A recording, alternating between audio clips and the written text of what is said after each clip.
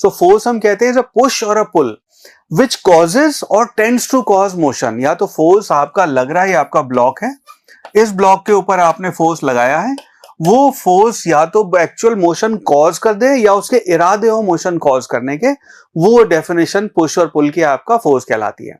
तो से for example मैं इस दीवार को धक्का दे रहा हूं, इरादे मेरे दीवार को सरकाने थे, हिल ही नहीं दीवार, ठीक है, बट स्टिल मेरी टेंडेंसी थी, तो ये डेफिनेशन आपकी फोर्स की कहलाएगी, पुश और पुल विच कॉजेज और टेंड्स टू कॉज मोशन, ये आपकी फोर्स कहलाता है। ना अगर इसकी बेसिक चीजों की बात करें तो फोर्स है आपका एसआई यूनिट इसकी न्यूटन होगी, या फिर इसको आप किलोग्राम मीटर पर सेकंड स्क्वायर लिख सकते हैं। सीजीएस यूनिट डाइन या फिर ग्राम सेंटीमीटर पर सेकंड स्क्वायर होगी।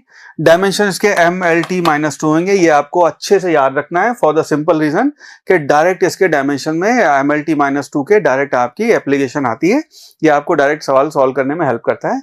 एक चीज जो हमें ध्यान रखनी है वो ये है कि फोर्स आपका वेक्टर क्वांटिटी है, मतलब डायरेक्शन होएगी, आपका मैग्नीट्यूड है, साथ के साथ डायरेक्शन भी होगी, इधर फोर्स लग रहा है उधर फोर्स लग रहा है, दोनों ऐड हुए, वैल्यू एक्चुअली कम हो जाएगी, या एंगल पे फोर्स लगे वैल्यू कम हो सकती है। तो वेक्टर क्वांटिटी है, इसका हमें ध्यान रखना है।